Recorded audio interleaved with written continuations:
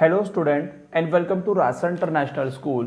Today's our chapter for class 4, chapter 4 the Western Desert, and today we have topics to discuss: land surface of desert, wildlife, climate and vegetation from the page number 28 to 29. Chapter 4 the Western Desert. Please look at the page number 27. The desert is an area of land which has little rainfall and almost no vegetation. It may have a sandy or a rocky surface. So guys, we are going to discuss about the topic what is desert. So what is desert? Desert क्या होता है? Desert मतलब क्या होता है? जहाँ बहुत सारी रेत होती है ना, सैंडी एरिया और अ रॉकी सरफेस। वहाँ क्या होता है? वहाँ बहुत ज़्यादा कम बारिश होती है, बहुत कम बारिश होती है और वहाँ की जो वेजिटेशन होती है बहुत ना के बराबर होती है।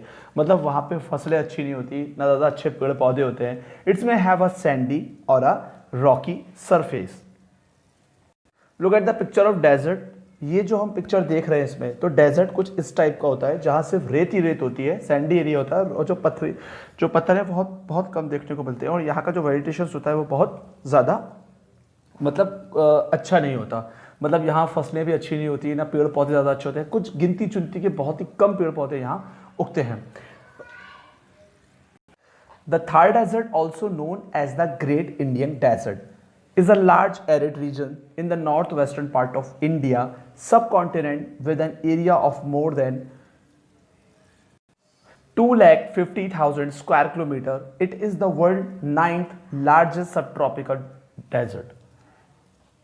So थार डेजर्ट जो है वो क्या कहलाता है? वो ग्रेट इंडियन डेजर्ट कहलाता है। तो अगर इसका क्वेश्चन बनता है the Thar desert is also known as the great Indian desert, और इस क्वेश्चन को हम रिवर्स करके भी देख सकते हैं, the great Indian desert is known as Thar desert. तो थार डेजर्ट को किस नाम से जाना जाता है? द ग्रेट इंडियन डेजर्ट के नाम से जाना जाता है और ये नॉर्थ वेस्ट पार्ट पर है इंडिया के। तो हमें इसको समझने के लिए हमें क्या करना होगा? हमें मैप को समझना होगा।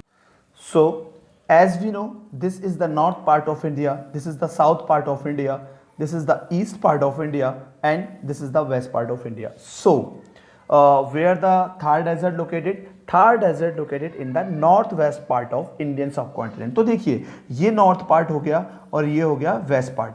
तो नॉर्थ वेस्ट पार्ट किस साइड पे हुआ है?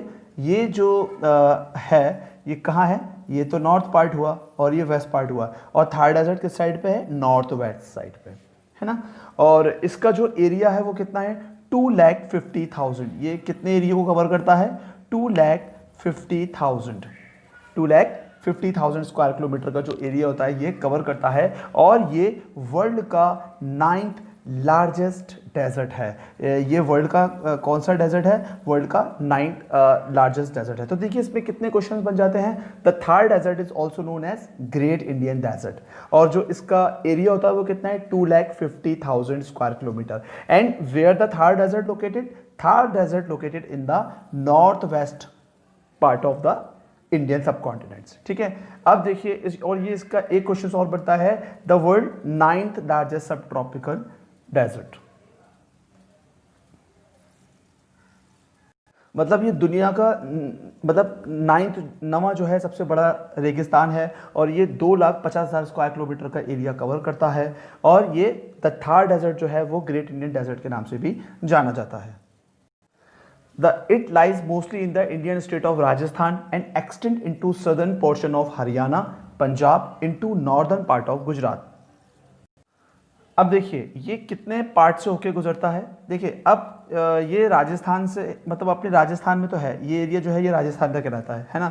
तो ये राजस्थान में, लेकिन ये कहाँ तक जाता है? ये सदर्न पोर्शन जो है इसमें हरियाणा है, पंजाब है, राजस्थान और गुजरात, ये इन 4 स्टेटों को पूरा कवर करता है। हरियाणा, पंजाब, गुजरात, ये पूरे राजस्थान, ये पूरे 4 स्टेट को जो है ये जो डेजर्ट है ये पूरा कवर करता है। तो इसका एक्सटेंड कहाँ तक है? पंजाब, हरियाणा, राजस्थान, गुजरात, यानी पंजाब से लेकर गुजरात तक का एरिया जो है ये जो पूरा है ये पूरा कवर करता है।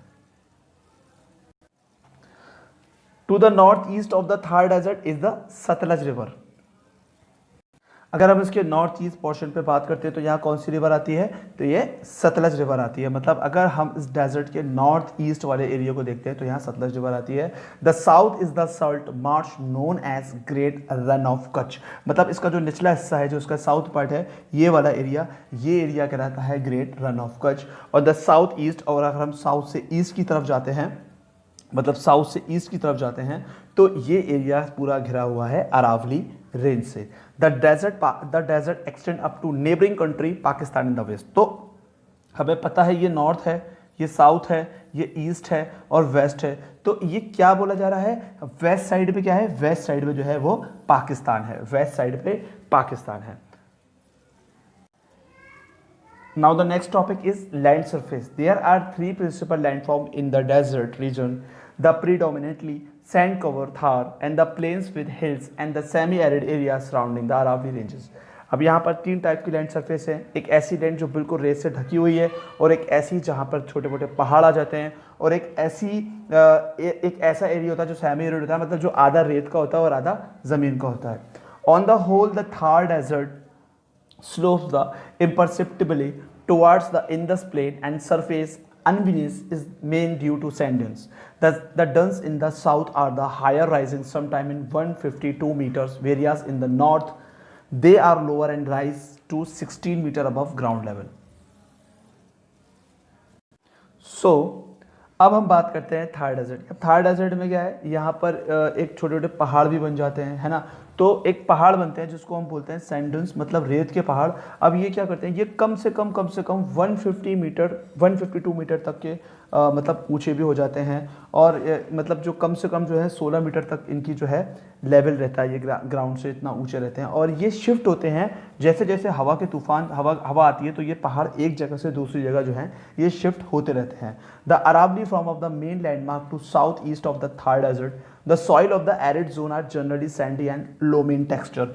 अब जितनी भी सेमी एरिड जोन की जो मतलब रेत होती है वो कैसी होती है, वो बहुत ज़्यादा गहरी होती है। मतलब यहाँ की जो एक होती है ना, वो बहुत ज़्यादा रेत होती है। The western desert is mostly sandly plain, but in some place rocky surface में ऑल्सो बीन सीन।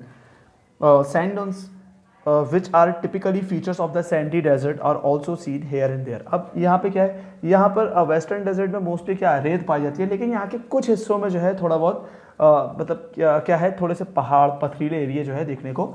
जैसे आप कुछ एरियो में जाएंगे तो कुछ एरियो के अंदर इस टाइप का जोन आपको देखने को मिल जाएगा। Now the next topic is wildlife. The some wildlife species which are the fast vanishing in the other parts of India are found in the desert in large number. Such species include the great Indian bustard, black buck and the gazelles, the Indian wild ass in the run of Kutch. अब यहाँ पर कुछ जानवर जो हैं बहुत ही देखने को मिल जाते हैं। यहाँ मतलब एक तरीके से वेजिटेशन बहुत ख़राब है, लेकिन फिर भी यहाँ कुछ जानवर, जैसे यहाँ पता है कैमल तो यहाँ का शिप ऑफ डेजर्ट है, मतलब यहाँ सारे कामकाज कैमल से ही होते हैं। फिर उसके बाद यहाँ पर जो है ये वाइल्ड एस मिल जाता है ना।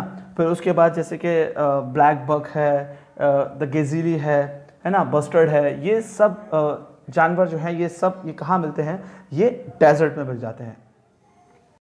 Now the next topic is climate. The region experience an extreme type of climate. It is very hot in summer and very cold in winter. अब यहाँ का जो क्लाइमेट है वो कैसा होता है, सर्दियों में बहुत ज़्यादा ठंडा और गर्मियों में बहुत ज़्यादा गर्म। But nights are very cold even in summer. अब जैसे गर्मी है ना, तो गर्मियों में यहाँ रात बहुत ठंडी होगी और जो दिन होगा वो बहुत ज़्यादा गर्म होगा। अब it is so because and gets of heated of cooled quickly. अब रेत क्या होती है, रेत बहुत जल्दी गर्म होती है और बहुत जल्दी ठंडी हो जाती है। तो रेत का क्या रहता है, दिन में तो वो बहुत ज़्यादा गर्म रहेगी, लेकिन जैसे ही रात हो जाएगी तो रेत क्या हो जाएगी, रेत अपने आप जो है वो ठंडी हो जाएगी।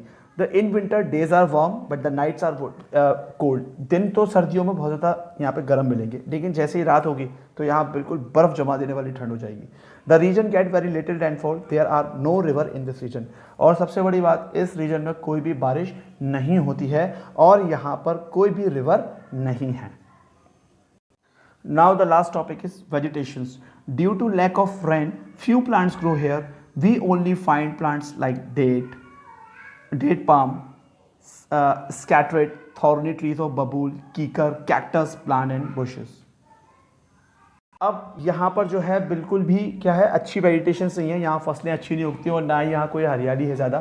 फिर भी यहाँ पे क्या देखने को मिलता है, यहाँ देखने को मिल जाएगा आपको कैक्टस का पेड़ यहाँ बहुत ज़्यादा देखने को मिलेगा, और जितनी भी ये कटीली झाड़ियाँ हैं यहाँ बहुत ज़्यादा देखने को मिलेंगी। और यहाँ पर कीकर का ट्री आपको देखने को मिल जाएगा, और आपको यहाँ बबूल का ट्री देखने को मिल जाएगा। बस यहाँ पर इससे ज़्यादा कोई और प्लांट नहीं मिलेगा।